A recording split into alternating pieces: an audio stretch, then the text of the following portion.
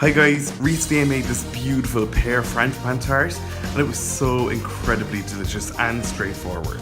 Time consuming maybe, but not difficult. It had a lovely short crust pastry case lined with strawberry jam, filled with Frangipane filling and topped with pears. This really was so delicious and perfect with a cup of tea, but also desserty enough to serve at the end of a meal.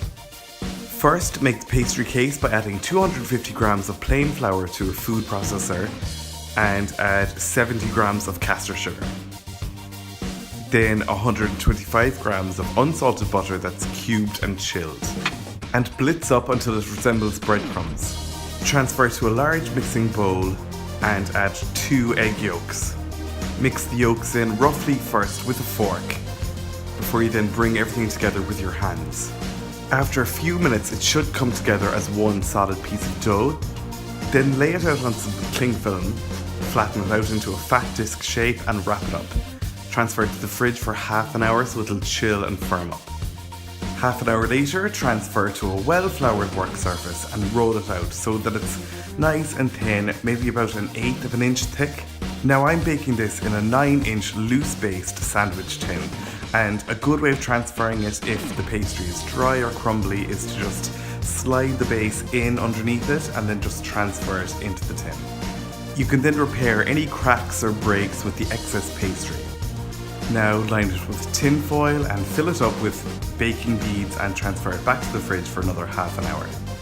Then transfer to a preheated oven at 180 degrees Celsius for 20 minutes. Then take it out and carefully remove the hot foil and beads and brush with a beaten egg and transfer back to the oven for another 10 minutes.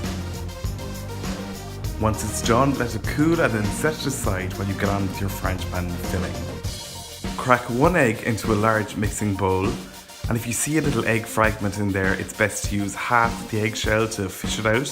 Eggshell attracts shell for some weird reason. Next, add 100 grams of ground almonds, 90 grams of caster sugar, 100 grams of butter that's been melted, a little drop of vanilla extract, maybe half a teaspoon, and the same amount of almond extract. Use extracts here as well, not essence, because essence is totally synthetic and fake. Now mix all that up until it's all nice and evenly combined. It won't take long at all, just a minute or two. And set that aside and go back to the pastry case and add a couple of spoons of strawberry jam to it and spread it all around.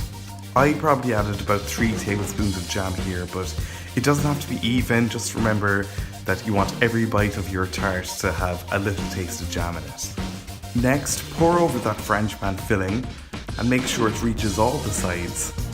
Then I just took 1 tin of quartered and peeled pears and dotted them all around the top of the tart. Then transfer the tart to a preheated oven at 180 degrees Celsius for 35 minutes. Then take it out of the oven and let it cool slightly before you take it out of the case, and let it cool completely before you try to cut it.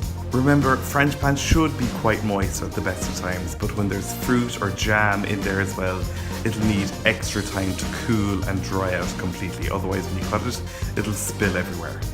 Now all you have to do is cut into it and put it on the kettle and enjoy a really nice slice of this beautiful tart.